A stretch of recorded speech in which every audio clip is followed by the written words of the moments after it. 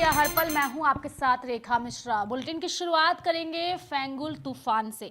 दरअसल ये तूफान जो है इस वक्त इसने लोगों की परेशानी बढ़ा रखी है, यानी कि फेंगल तूफान। और इस फेंगल तूफान का असर झारखंड में भी देखने को मिल रहा है और झारखंड के कई जिले जो है वो फेंगल तूफान के असर से जो है काफी परेशान है। ठंड जो है वो राजधानी रांची में बढ़ चुकी है, लोग घरों से नहीं निकल रहे हैं, लोग घरों में रहने को मजबूर हो चुके हैं। हालांकि काम के लिए लोग घरों से बाहर जरूर निकल रहे हैं, लेकिन फेंगल तूफान की अगर हम बात करें तो फिलहाल इस तूफान ने जिन राज्यों में इनका ज्यादा असर देखने को मिल रहा है उसमें तमिलनाडु है। और तमिलनाडु में फेंगल की वजह से कई लोगों की मौत की जानकारी भी सामने आ रही है। पूरी खबर हम विस्तार से आपको बताएंगे और साथ ही ये भी बताएंगे कि आखिर फेंगल तूफान का नाम फेंगल तूफान क्यों पड़ा है और इसके पीछे की वजह क्या है।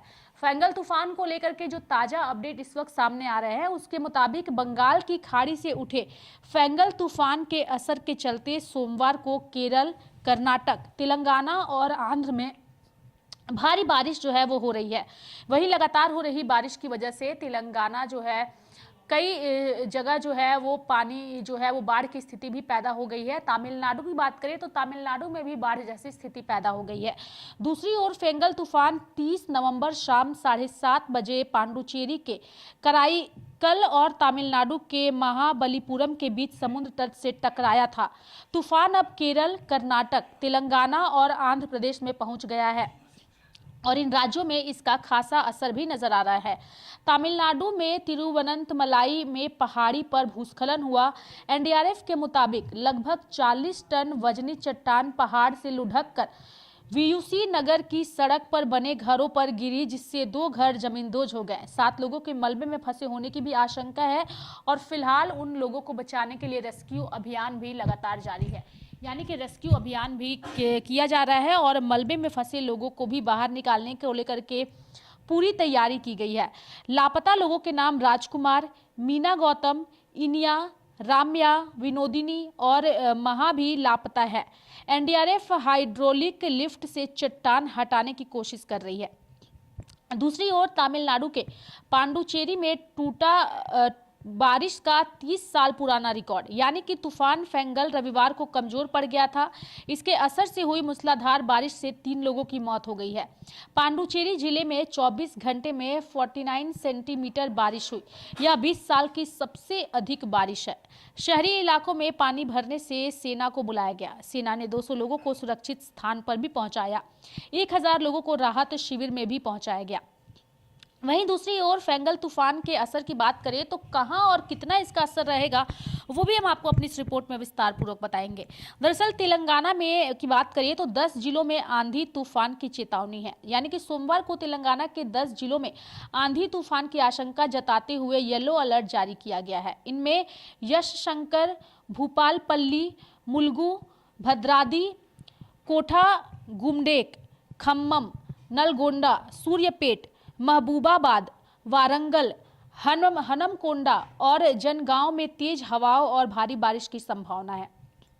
दूसरी ओर केरल की बात करें तो 8 जिलों में रेड अलर्ट है, यानी कि एर्नाकुलम, इडुक्की, त्रिशूर और पलक्कड़ के लिए बहुत भारी वर्षा की चेतावनी देते हुए ऑरेंज अलर्ट जारी किया गया, जबकि पथनाम, चिट्टा, अलप, पूछा और कोट्याम के लिए भारी बारिश का येलो अलर्ट है। दूसरी ओर इडुक्की बारिश के कारण कुमिली से सबरीमाल तक मुक्कज्जी सत्रम वन मार्ग पर तीर्थयात्रियों की आवाजाही पर भी प्रतिबंध लगा दिया गया है। दूसरी ओर कर्नाटक की बात करें तो स्कूल कॉलेज बंद है ठंड की वजह से और ठंड बढ़ने के आसार, बेंगलुरु में बारिश का अनुमान है। वहीं चामराजनगर में 2 दिसंबर को एग्जाम होने वाली डिग्री कॉलेज को छोड़कर स्कूल और कॉलेज बंद करने की घोषणा की गई है। तमिलनाडु की बात करें तो तमिलनाडु में 9 जिलों में स्कूल कॉलेज बंद रखे गए हैं। राज्य में आज भी भारी बारिश हो रही है और जिसकी वजह से कई जगहों पर बाढ़ जैसी स्थिति भी है।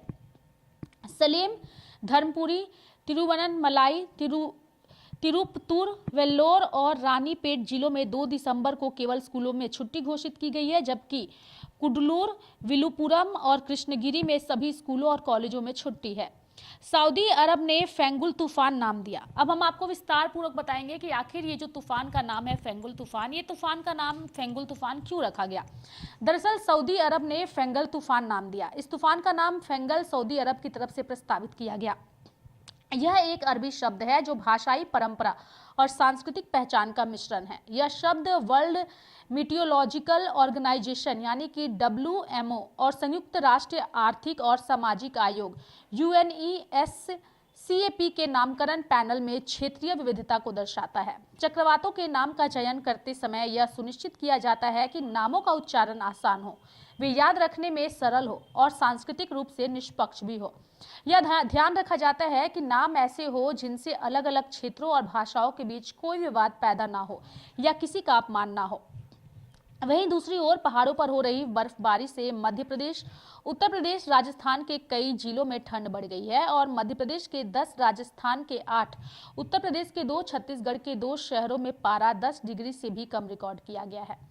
वहीं अगर हम बात करें कश्मीर के मारवा, किश्तवाड़ और बादनाम में सीजन की पहली बर्फबारी हुई है और केंद्रीय मौसम विभाग के मुताबिक अगले 24 घंटों में हिमाचल के किन्नौर, कुल्लू, लाहौर, स्पीति, कांगड़ा और चंबा में बर्फबारी भी हो सकती है। वहीं फिलहाल फेंगल तूफान का असर जो है वो झारखंड में भी नजर आ रहा है और फेंगल तूफान की वजह से झारखंड की राजधानी रांची की बात करें तो यहाँ भी मौसम काफ़ी ठंडा हो चुका है। सुबह से ही मौसम जो है काफ़ी ठंडा है, धूप नहीं निकलने की वजह से ठंड बढ़ गई है और सड़क किनारे रहने वाले लोगों की भी परेशानी बढ़ गई है। ऐसे में ये फेंगल तूफान का असर और कितने दिनों तक लोगों को परेशान करेगा और कितने दिनों तक रहेगा, इस पर मौसम विभाग ने पूरी तरीके से अपनी नज़र बना रखी है।